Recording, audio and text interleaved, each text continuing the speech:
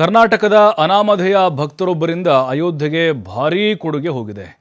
ಚಿನ್ನ, ಬೆಳ್ಳಿ, ವಜ್ರದಿಂದ ಮಾಡಲ್ಪಟ್ಟಂತಹ ರಾಮಲಲ್ಲಾ ದೈವಿಕ ವಿಗ್ರಹವನ್ನು ಕೊಡುಗೆಯಾಗಿ ಕೊಟ್ಟಿದ್ದಾರೆ. ಕರ್ನಾಟಕದಿಂದ ಶ್ರೀರಾಮ ಜನ್ಮಭೂಮಿ ದೇವಸ್ಥಾನಕ್ಕೆ ಆಗಮಿಸಿದೆ ದೈವಿಕ ವಿಗ್ರಹ.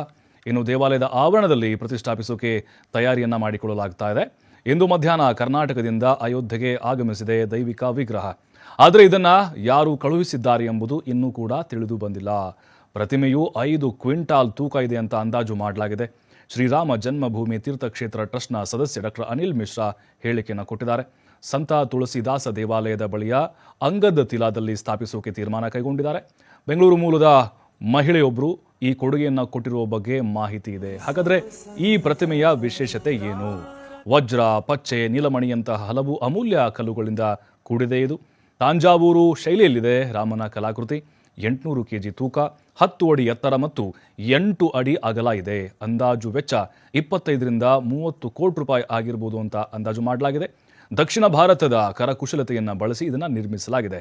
ತಂಜಾವೂರಿನ ನುರಿತ ಮತ್ತು ಅನುಭವಿ ಕುಶಲಕರ್ಮಿಗಳು ಇದನ್ನು ರೆಡಿ ಮಾಡಿದ್ದಾರೆ.